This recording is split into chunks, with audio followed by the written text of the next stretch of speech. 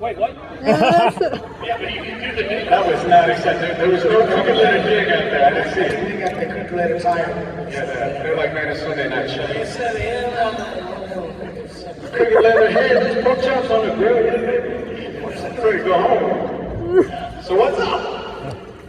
No, what?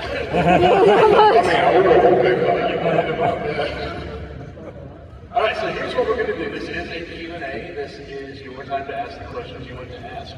We have 3 working mics, so I'm just going to sit here and hold the mic for you or hand it to you. You guys can pass it around. We'll get through the questions that we can in the time that we have. Once you guys are done with your questions, we will let these guys get back to the table, because I know a few of you still need to get autographs and all that stuff. So I want to make sure you've got time to do that before we close down this place tonight. So come on up. If you have a question, give us your name, give us your question, and we will have us a good time. I'm up there, I would. My name's Jeremy. Actually, I watched that Richard Ranger with my niece and nephews when they were growing up. And surprisingly, I found myself liking it better than I thought I would. I was surprised too. My question is, with the resurgence of the original Power Rangers characters in comics, video games, movies they're trying to redo, do you find yourself being recognized more again lately, or do you have anything that you want to add to the character that you didn't get to before? I just went back to the show for the 30th anniversary special, and on Netflix, which did quite well. Number 8 globally, and you know, over the 30 years, I've been recognized. I probably get recognized at least twice a day. You know, somebody's like, "Are you Wayne Brady?" I'm like, "No." But something else, I'm like, "The Black Ranger." But now people are like, Black Ranger right away. So I feel like, I've become even more recognizable, which is fun and awesome, and I'm very happy to have fans we've had for 30 years. I think that's the good question. Also, do you get recognized as Wayne Brady as well? Wayne Brady all the time. But very quickly I correct him. Like, no, I was Kimberly the Green Ranger. No transition. Hi, my name is Preston. I'm 23 and I've been Ranger career probably about my whole life. I think the first season watching, I think, was either Dino or somewhere around there. Okay. I just want to say thank you guys for being there for all these years. My question was, how do you guys feel about Ranger aging going forward, like with the season? Do you guys like it? Do you guys are happy about it? Power Rangers has been going forward since 1970 something. So it's before I was born. Like stone tablets and chisels, like that long. I was born in '66. Stop it. They didn't even make fire back then. Like, I think they just came out with a wheel at that time. So anyway, it's never going to stop going forward. It's like a meteor in space. It just keeps going. The energy never runs out. It just transforms and rebuilds itself and gains a new face and a new front. And every so often it runs into another asteroid and bumps off in another direction. People are like, "Oh, that's cool. That's cool. Wait, what just happened? Is that Goldar Maximus? Wait, did he already kill Goldar? What happened there?" I mean, so now we have a Power Grid, and now I'm being told that they are shut down Power Rangers in New Zealand. Like completely. That is the first time, to my knowledge, that they have not filmed in 30 years. And while people are like, "Wait, what?" I don't worry about that. Instead, what that begs the question for me is, what's next? Because now we've got Marvel, we've got DC, we've got 15 parallel universes. We have Power Rangers crossed over. He was telling me all this last night, crossed over with Ninja Turtles. And, I've been on the cover with Superman and Wonder Woman. That's how I know I got famous. I made the cover with Wonder Woman. So I'm just excited to see what they do next. It's crazy. Can you guys see Transformers? Transformers? Did you notice the Power Ranger t-shirt at the beginning of the episode? Yeah. Like, when the first scene, the little boy comes out wearing a Power Ranger t-shirt, I was like, that's me. at the end of the show, the last trailer, no, I'm not spoiling anything to anybody, but G.I. Joe kind of gets mentioned. So, I don't know, the future could be really interesting to see. Did they have the Black Ranger shirt on? He had a Power Ranger shirt with all of us. It's all of us. It's cool to see. I was about to be butthurt. I was like, wait, it was just just the Black Ranger? Okay. Okay, I like Transformers too, growing up. Other questions? Come on down. This is your opportunity to ask questions you wanted to ask. Yeah, take your time. Mississippi Raffle Man. Hey, how's it going, guys? Good. I got a question for both of you. The question is for... Yes, I'm wearing underwear. What color underwear? Pink.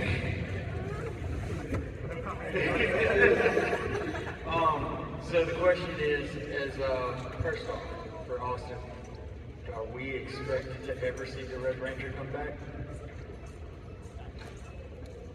I think any of the characters from the original cast are immortal. Oh, okay. So I think you can count on seeing them again and again in many different forms. By the time your children are bigger, they will have seen them in more forms. Long after I'm gone, Walter's gone, there will be more forms. So I think the answer is unequivocally, absolutely yes. We're going to last every bit as long, if not longer, than Marvel and DC. We're that ingrained in the culture in 40 countries and 90 languages. So absolutely yes. In what form? And that's up to the writers. And I tell you what, you guys don't give yourself enough credit for the power that you have. Get on social media, tag Hasbro, tell them what you want to see. Tell them what movie you would go see. What movie would you pay for? What toy do you want? I promise you, they're in business. They're going to give you what you want if you write it in mass. So you have a voice, not just on a presidential election. You have it when it comes to film and characters and direction. Use that power. Put it in voice. Hashtag, let's go Power Rangers. Oh, geez. This one is for you as well. Actually, it's for both of y'all. I know you guys did martial arts doing the Power Rangers. Are y'all currently still doing martial arts? Did y'all stop? I don't train in a gym, in a martial arts studio currently. I'm interested in studying Krav Maga, but I haven't started doing that yet. And I'm also interested in some jiu-jitsu, but it's hard on the joints, and as you get older, that's not as forgiving as you like it to be. But I do train at home. Like when I'm at the gym, I work out, I do workout, and then I throw kicks and punches and do, combinations and stuff for the bag.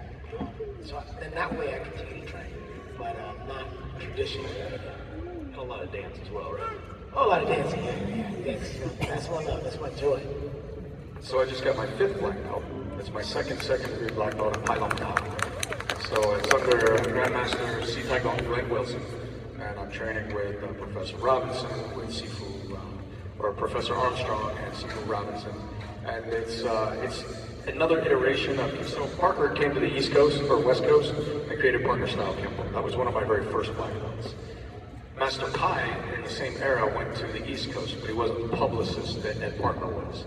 So he created Pailong Tao, and it wasn't as popular. But he combined Pailong Tao, San Chi, Qigong, he had quite a combination, and traditional Kung Fu. So he put together his system, and then I was recently just brought in. They brought me into their system, and I've been inducted into the White Dragon Society, and I'm having a great time with it. So what they do is, based on my previous history, they say, you're now a Sifu in our system, and now you begin learning our system and pick it up, and when you have it, you'll begin teaching our system. So I'm in the process of doing that, and they've, through my former experience and practice, started me at second dan, so that's I'm in the process of doing that. Yeah. God bless you. You guys both teach. Talk to us a little bit about your passion for teaching, whether it's teaching dance, teaching martial arts. What is it that drove you into sharing what you know with the next group coming up behind you? Well, I just find that experience is the greatest teacher. And personally, like Austin, I'm sure can attest to, I've got lots of experience in lots of things. I've got lots of experience in martial arts, and acting, and dancing. I've studied all forms of different things, and because I know so many different things so well, it's easy for me to pass on at least. Easiest to do the fundamentals to someone that doesn't know it, and to be able to break it down in a way that's understandable. So I believe that, again, experience makes a great teacher, and I am a very experienced person. There isn't much knowledge out there that hasn't been taught long before you guys heard of it, or long before I heard of it. So, you know, some folks are like, oh yeah, I teach this, I'm the man. I'm like, you know, somebody started teaching that like 5,000 years ago. Check your ego at the door. You know what I mean? So what we do, original history was verbal. That's what history was.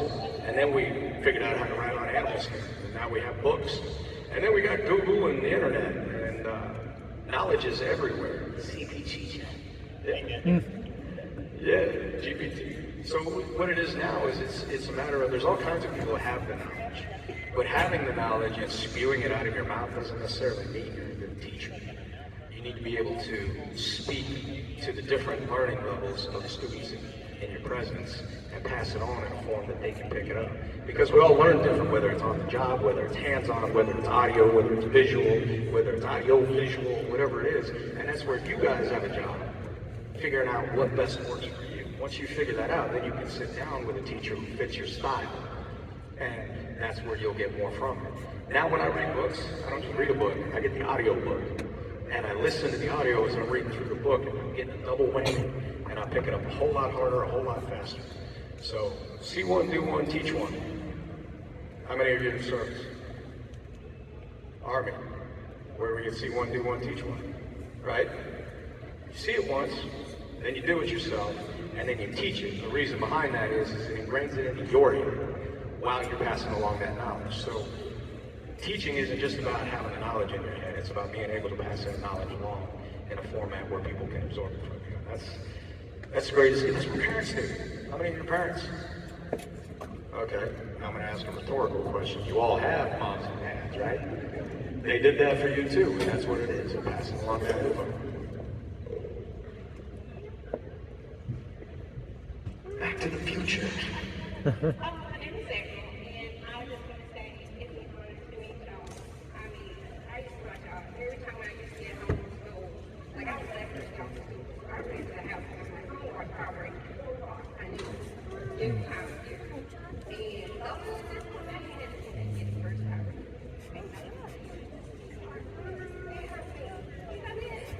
What's up with that?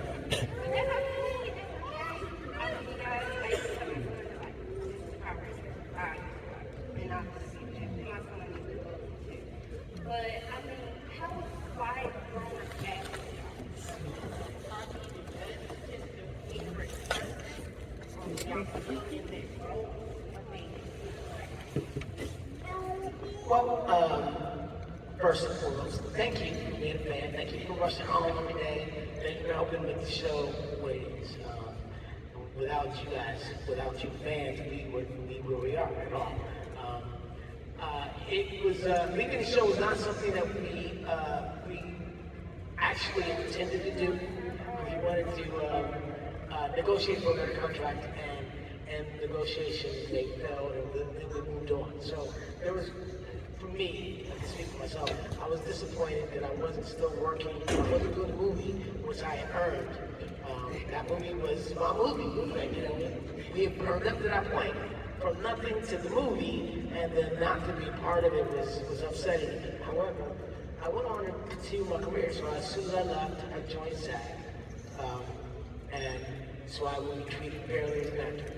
And I continued to work, so I got, 29 years of work after Power Rangers, everything from Nickelodeon, Disney, to television, film, all kinds of stuff, voiceover work, and for 30 years, I've made my living. So I am grateful to be one of the actors that makes their living being an actor. So. Yeah, Walter was one of three total that had the courage to stand up against the billionaire back in the day and fight for what we knew was right. And It didn't go the way that we wanted it to, but I'm proud of what we did. I'm proud of the stand we took, and I wouldn't change that for a minute. The first movie would have been cool. I mean, that would have been cool. 6 months in Australia, that sounded cool. But not for the sacrifice we would have had to make to be a part of it. So other people made that choice, and that's okay. We moved on. I left the show. I was in Hollywood for a while, and taught martial arts. I played in the stock market, and then I ended up homeless for a while.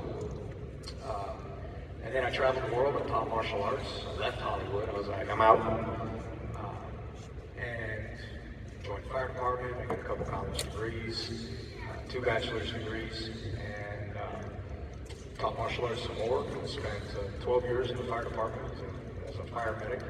Then I spent 4 years in the Middle East as a medic who specialized in SecFor, security forces. I was attached with some incredible Marines and soldiers, and some incredible brothers in arms, you know. And now I'm back. I'm doing film. I'm doing television. I'm a father. I have 3 beautiful children. Feisty Irish wife that keeps me in line. And yeah, it takes some work. It's full time. He is the Red Ranger. Yeah. I can tell you for the longest time, like overseas, because of, you know, we had mop gear, we had other gear where we had to have a seal, not like in the fire department. So I couldn't have, depending on my job and what I was doing, I couldn't have beard. When I was not in a place where I was required to wear a beard, like in the fire department, this is a no-no, because I had to have a seal on my mask or I just have to die in a big burning building. And that doesn't work very well for me. And my wife would probably wake me up just to kill me again. So, and then overseas, there were times where that was an issue, and then there was not being in uniform code, where I grew out a humongous beard. We called it the Osama. And because that's how you got respect when you went into villages. So the longer the beard, the more gray it was, the more of an elder you were, the better the spot you had at a village seat. Because while we talk about toxic males and masculinity here in America, let me tell you, it is living large in some places overseas. And it's the long gray beards that have to stay at the house. So, you know, lots of different things. I got an education. I got 2 college degrees, but my greatest and most cherished education came from my travels around the world. Things I've seen that you can't teach in a book. And it's incredible. So, to those of you who are well educated on books, man, never give that up. Keep reading, keep learning. But if you can, travel. You get an education that you can't get anywhere else. Great question. Now, what was that movie, Happy Gilmore? Golf clap. Yeah, you can come up a little more. Thank you. Thank you very much. Hey, I probably recognize you earlier. I'm one of those fans who's been around for 30 years at least, you know. And I had some polygraphs that I had for basically 30 years that I got signed. You know, I think that was really cool to, you know, to hold on to those and get those signed. So thanks for making that happen. It's something I've been wanting to do for a long time. And, man, I do have a question. So back then when I watched the show, I became a fan of it. And, you know, I had a few other friends who were into it as well. But there were a few who, you know, didn't understand. Like, they said, oh, this looks like it's a really old show. And like, well, I kind of knew because I knew it was a show from Japan. And then you were basically a localization of that. Basically, so I really want to know how it felt to actually be doing a localization of a show that was from Japan. I think for me, like, you know Voltron, right? Did you watch Voltron? So when I first saw Power Rangers, my first thought was Voltron. And then I thought Transformers. So I thought that was cool, and I also thought it was really weird. I was like, what's with all the posing? You know, like, yeah, I was like, man, I don't find anything like that, you know? Like, what? And I remember thinking, can we just cut that part out? Because how many times is he going to get hit in the face while he's posing? You know, and then it's, but that's what it is. You pose, take that minute, things blow up in the background, and there's rock guitar music, and kids go, wow. And then the owner makes $7 billion. So he was right, I was wrong. But I thought it was super cool. I didn't know anything about the Japanese version of the show until we got on the show. And then, they were making their American version, so they didn't want us to try to copy the characters anyway. And then we were using some Japanese footage in our show as well, so it was, at one point the producer said, you can go upstairs and look, we got some footage from the Japanese show. And I was like, oh yeah, I can't wait to see this. Oh, okay, that's weird. That's different. I mean, I had never really seen anything like it was the way it was as far as like the old footage. It reminded me, because I grew up with like Ultraman and Godzilla and all those other things where it was like, the buildings get destroyed. And I was like, okay, well, this is interesting. But what happens when they destroy the town and then the next day everything's normal? How does that happen? What construction team do they have?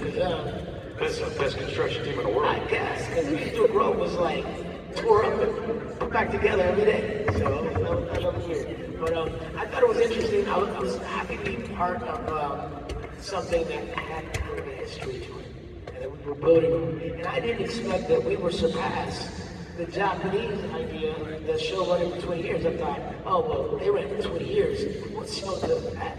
Here we are 30 years later, and I'm like, well, I guess the show's got some legs, that's for sure. And how many of you have seen the original show? Like, I don't mean our original show, I mean the Japanese original show. I saw the one before that one. Okay. The Sentai series before. So Japanese. like, fast forward 30 years, and I finally saw one of the original episodes. It was dark. It was dark. Like, they killed people. I was like, well, apparently Japanese kids can handle this stuff, and we American babies cannot. But I mean, they killed off Rangers. Like, the Green Ranger was the Red Ranger's brother, and he gets murdered in the show, and I'm just like, wow. And they're like, there was no apology. It wasn't like, oh my God. They were like, Yes. Whatever they said, but it didn't seem sorrowful. so I was just like, that's a whole other vibe. So it's a trip to see where it started and then where it went. One more quick thing. Do you pick a favorite monster from the show? We get asked this question a lot, and it varies. As I think about different monsters. Who is it right now? I mean, automatically, I generally go towards Lord Zed, automatically. But then I think about it, like, oh, nasty eye was kind of interesting. Well, that eye guy was weird. And then what about Punchy Pig? Why was his arms coming out of his mouth? What was that? Hey, why did he eat our weapons? It was weird. Why did he eat our weapons? Why did we hold him after he regurgitated? It's kind of weird. They like spicy food. Yeah, with the radish. Radish. He gave him indigestion. Yeah. So like somebody should have gave him some toes. You know what I'm saying? I would say, like I said, I would generally go with Lord Zed. But I had to give it up to the buddies. The buddies were like consistent. They were always there, and it was like you could beat them up, but it didn't matter because they just kept coming back like shadows. Like you're always going to have another one to deal with. So.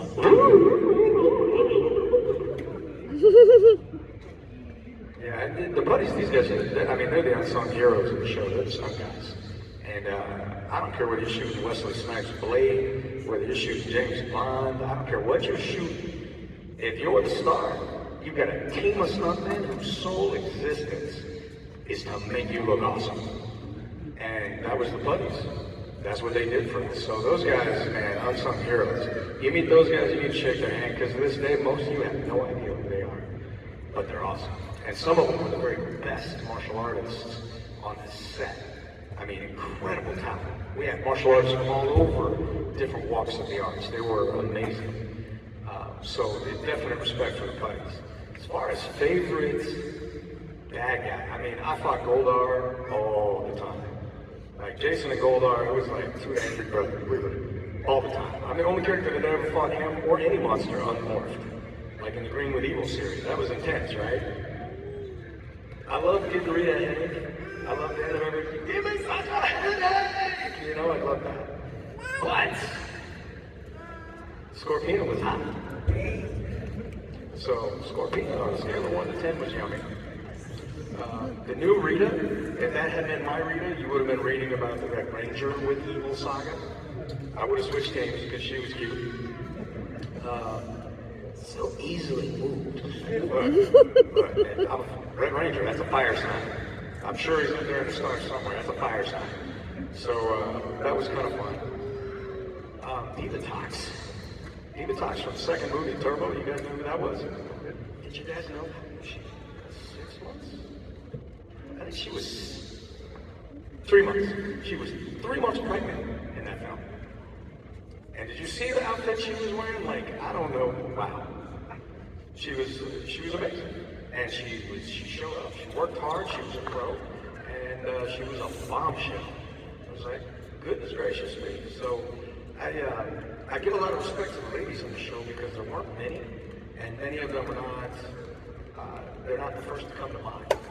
And so many of them did some pretty amazing things. So I love the ladies in all throughout the series. There were some really cool characters. Pineapple the Clown, I hated him. He was crazy. If you've seen the episode more than that, a little creepy. That's good way. Look, if you're gonna say, if you're gonna give them to ladies, though, you gotta give them to Rita. I mean, you know, come on, she was. What was with the cones though? And when twin cones to me I was like, That outfit was something. it sounds like it's gonna be a painful hug. I don't know. It just. Yeah, I'm not hugging Rita. You're gonna die. She was. And have any of you ever met Barbara Goodson, the voice of Rita?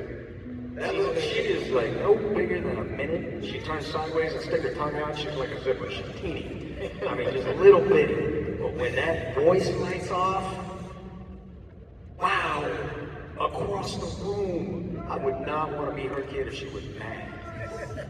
Could you imagine that? Go to bed! Wow! It's intense. Great question.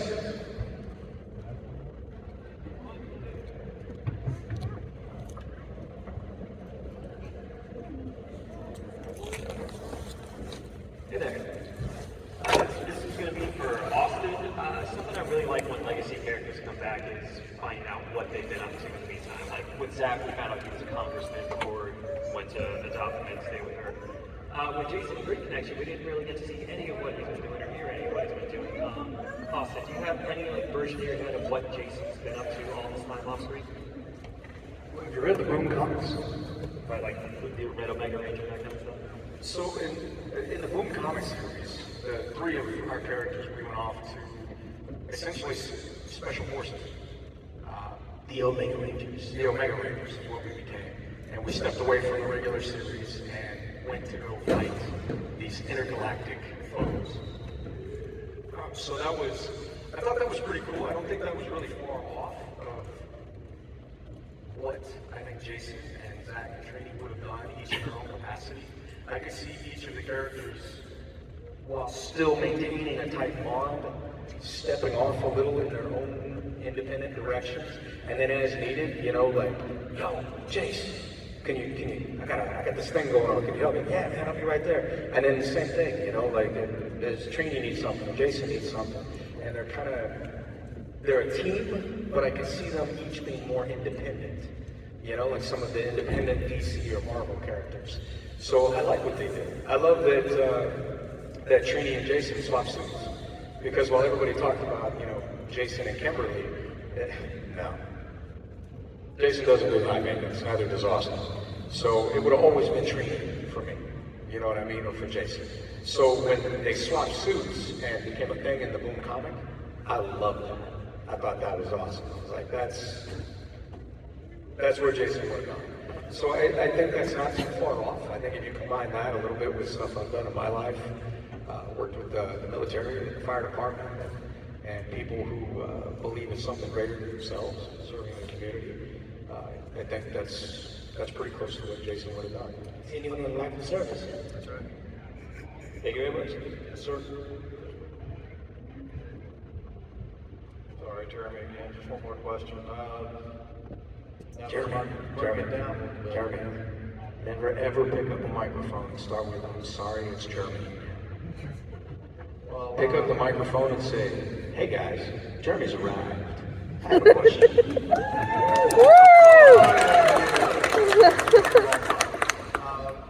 But this one might bring it down a little bit about Jason David Frank.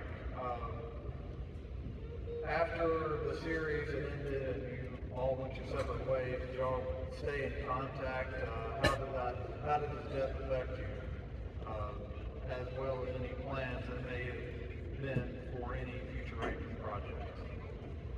Well, after the show, we all kind of like see each other at Comic-Cons. Comic-Cons have been happening for 14 years.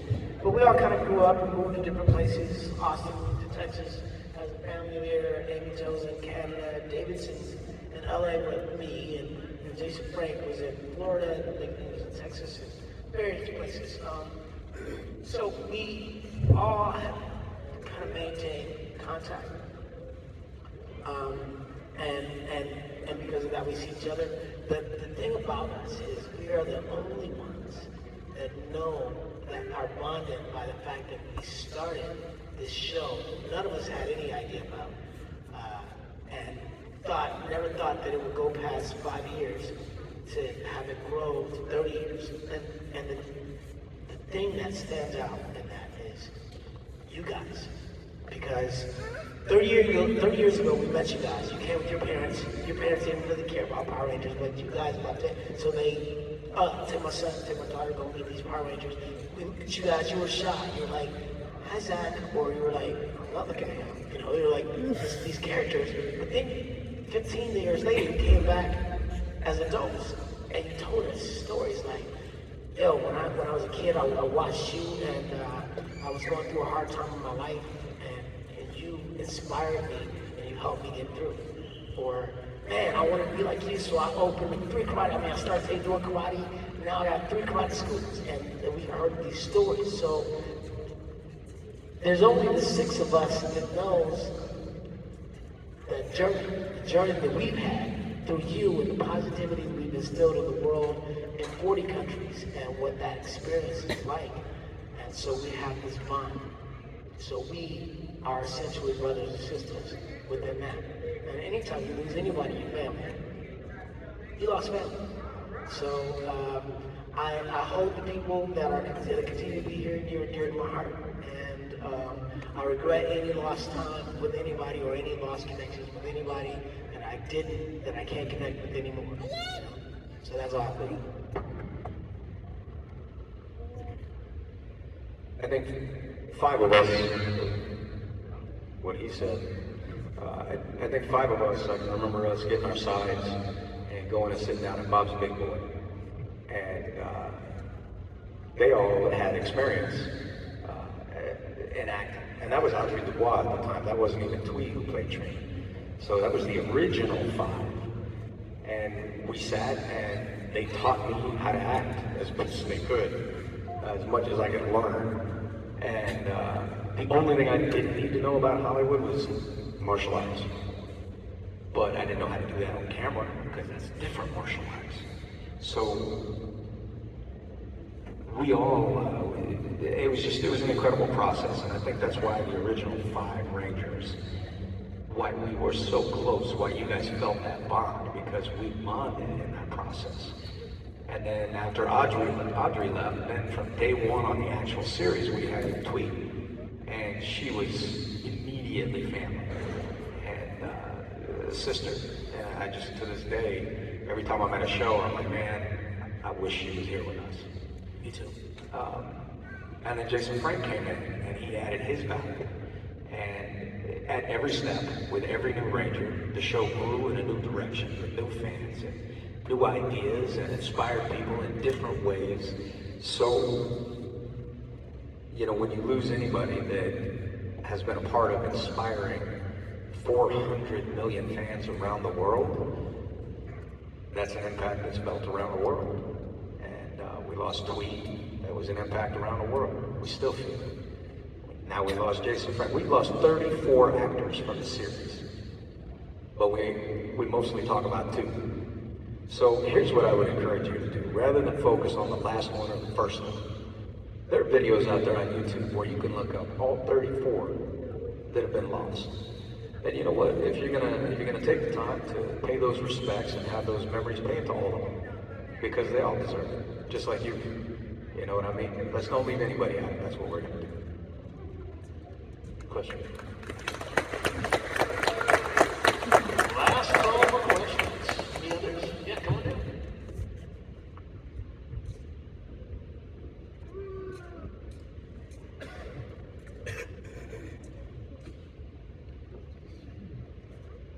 Yeah, don't step on your robe here. Those stairs are unforgiving. I'm Jeremy's wife. He's not sorry about it. My sister was more of a fan than I was in the beginning. She was watching, she had a crush on you and a crush on Tommy. And I was watching, this is weird. There's a giant floating head waving, and what is going on? Okay, this looks kind of cool. And I kind of got a crush on you two eventually. Especially Billy. It's good to know I can wear you down. What was it like having to wear all red, all black? Was it like, hey, can we wear regular clothes? People are going to figure out that these are, it's like the secret identity part of it, is that? Okay, so this has been one of my biggest beefs with the show since the beginning. You have 5 kids in school with, so we had the principal, and then we have Mrs. Appleby, and then Bulk and Skull were always in the hallway. They were always in trouble. Every time they screwed up, they got caught, right, in school?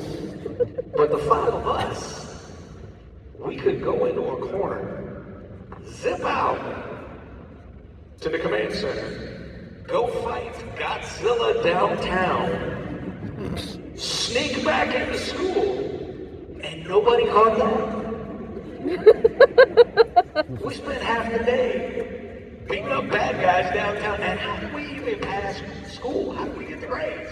Like, I think there is a reason you never saw any of us graduate.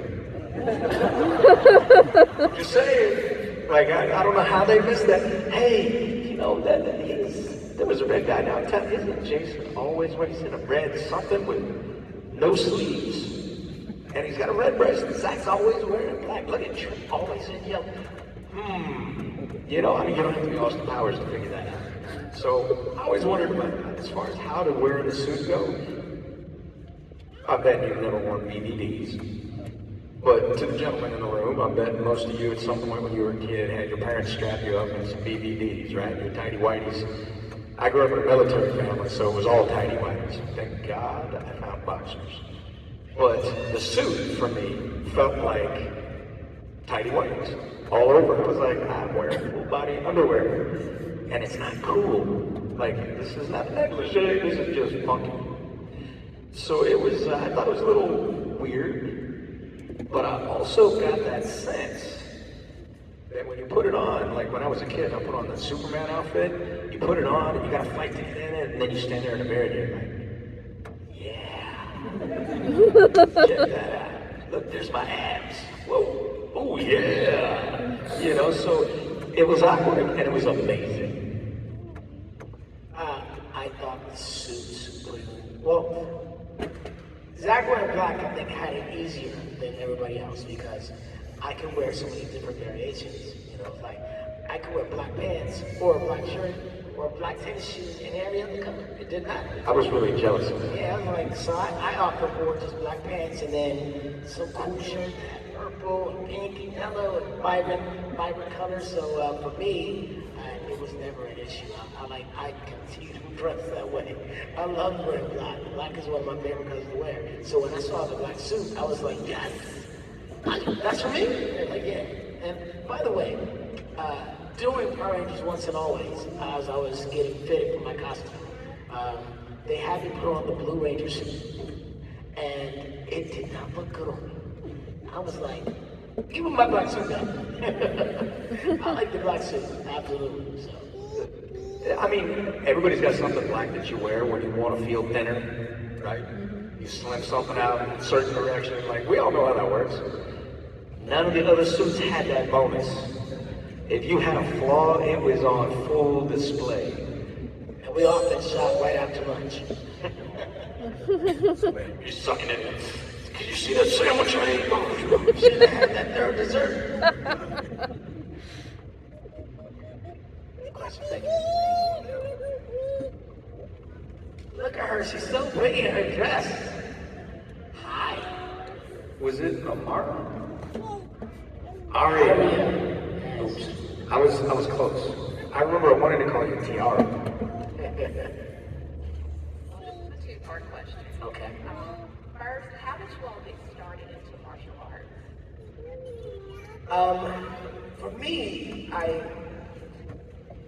was in a bullying situation in elementary school. I was waiting for the lunch line for my lunch, and these two boys walked up and was like, "Give me your lunch ticket." I was like, "I'm not giving you my lunch ticket."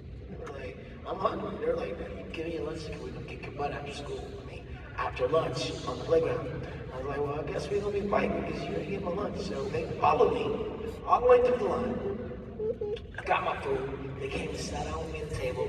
I sat down, put my tray down, and they started reaching for my food. So I went and spit all over my food. They looked at me like, "Oh, we're gonna kick your butt. You're gonna playground. You spit on the food." And I'm like, "It's good." Look at them and they're like, "Oh man." So in my mind, because these guys are bigger than me, and I was a little guy. This is before I learned martial arts. I was like, I don't know what I'm gonna do when I get out here. I'm fast. I can run fast.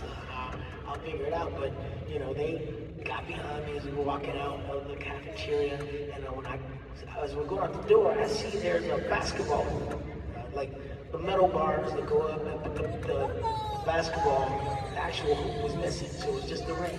I pulled it, went up, and I saw it, and I ran over to it, and I climbed up, and I sat at the top. And they were like, "How did you get up there so fast?" I was like, "I can go back." They're like, "We're gonna come up there and kick your butt." I'm like, "Come on." So they're trying to climb up, and they get close enough, like, people kick down and eventually they slid down the pole. Eventually they couldn't get up, they were just tired. And they're like, how did you get up there so fast? Well, overall, we had this conversation about how to climb to the pole. And eventually I got frustrated and said, "Y'all don't know how to climb. Come here, get on this pole. Here, give me a foot." And I'm helping them both up the pole. And I went, "All right, I'll see y'all later." And walked away. So I went home and told my mom the story. And I think she went, "We need to put you in karate." So my cousin was taking karate from a martial arts instructor. She put me in class with my cousin. I started studying with them and my cousins who were also studying there. And after a couple of years, I got up to my brown belt and I was competing in tournaments and I became a Michigan State champion. So did that for about 3 or 4 years and went away and went off to college. And so that's where I got started. You told me that story. It's a good I story. think I had told you. I don't remember you climbing a pole. That's funny. I'm gonna remember that. I got a whole visual and everything. So for me, martial arts has been in my family for generations. My dad started me when I was 5. He was big in Kenpo. Ed Parker was world famous in the world of Kenpo. Taught Dave German, did the Black Panther videos. Famous Kenpo instructional videos. He trained Ray Schneider. Ray Schneider took Kenpo and combined it with Newaza, Chinese kickboxing, and Taido. Taido is the Japanese arm strangulation. And it's about 80 different strangleholds. So to fast forward, I started in Kenpo under my father. And my father deployed. He was gone a lot. He was a Marine. And my mom put me in judo. My first black belt was in judo. And we moved a lot, sometimes as often as every 6 months, but at least every 8 months to a year, probably maybe my first 12 or 14 years of my life. So I moved constantly. And my dad, I was angry. He was like, "Dad, I'm putting in this time, I'm putting in this training, and I'm never going to get a black belt. And despite that, I ended up getting a couple. But his answer was, you know what? You can quit, or you can take what's available wherever we go. And that was the answer.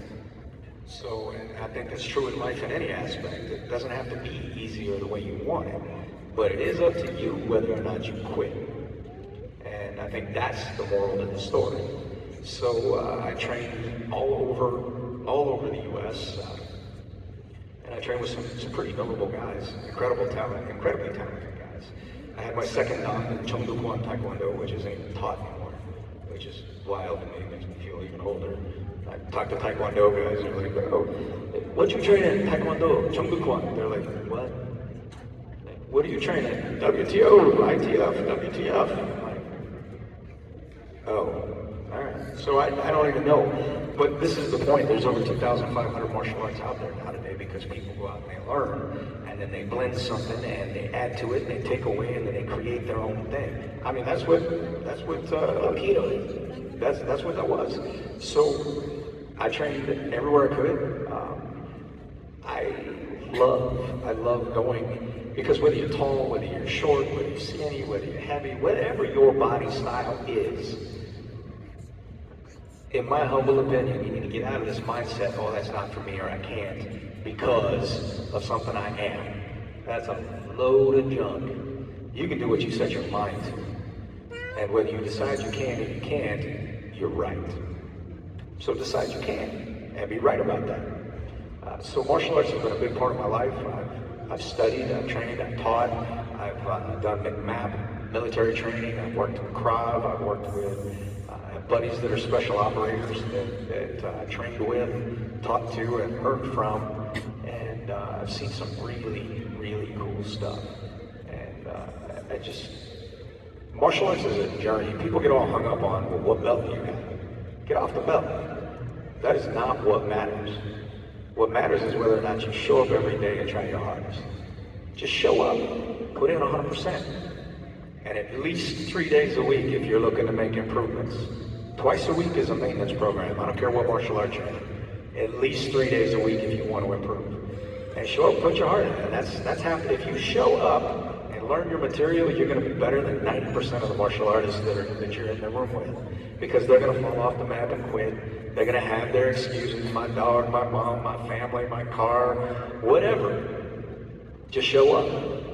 So keep putting one foot in front of the other, and before you know it, you're going to look up and you're going to be testing for your first dan, and then your second dan. I just talked to a 13-year-old girl. She's testing for her fourth dan at 13, and she came to me with big questions today. She was like, "Sir, how am I supposed to handle teaching other kids?" I was like, "Well, you just threw out your own roadblocks in that statement right there. Do you have the knowledge?" "Yes, sir." "Can you teach it?" "Yes, sir." "Can you show it the right way every time?" "Yes, sir." I said, "So does it matter who or what you're teaching or how old you are when you teach it?" And she just looked at me. And I said, "No, it doesn't matter, does it? Being 14 only matters if you let it. You have the knowledge.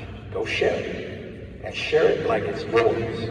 So it's a journey, whether it's mental or physical or both for you or spiritual. Just show up. That's the first step. That's the toughest one. That's where everybody eventually falls off the bus. They stop showing up. Whether it's mentally or physically, just show up, and you're going to go further than most everybody else. So true. And just to piggyback off of that, I wish my son was here right now. You met him yesterday, but he's 13 and he just got his third degree in Taekwondo. And he's also along. It's a journey for him. He started, granted, he's watching the OG Power Rangers and Ninja Turtles, the 1986 version, and his father left when he was 2 years old, and hasn't had contact with him since then. So that martial arts was the journey that got him to where he is now mentally. And so hearing you say, like, just show up, that's the same thing I was instilling in him. And like, where you are now, and he is helping with other students. I think that's incredible. So I'm so glad you shared that. One of the things is, in today's society, there's more single moms than there ought to be. And that's tough. My wife raised my kids for 4 years while I was in the Middle East. She's my hero. That is not easy for a mom to do. That's work. Walter knows too. He watched his mom do it. So I'll tell you, as a mom raising boys, that's tough, especially when they start getting into those hormones. Because now they're looking for that, what's a man? How am I going to be a man? How am I supposed to act? How am I supposed to be? And it's not that women can't provide discipline and focus and structure. It's that you're just not a boy. So you having the vision and the ability to put him in a place with structure, where there is another set of balance that is aligned with your strengths and your beliefs for what he needs, that's a credit to you. My mom did that to me when my dad deployed. She stuck me straight in the dojos, and she looked at them and she was like, you need to smack him around? Have at it. You know, I mean, that's when you can smack people around in the dojo, and parents were like, good job, sir. Good job, I'll have back tomorrow. Kick his butt again. You know, he was talking back to me this morning. The master would be like, oh, look out. You know, so I can remember my senseis pulling my report cards. If I didn't come home with straight A's, my black belt was gone. They would strip it, and in front of the class. That was a humiliation I didn't want. So I just got to take my hat off to you. You set yourself and your son up for something that's going to bring him discipline, strength, and a fortitude that he's not going to get in school. So compliments to you, man. Thank you. That's awesome.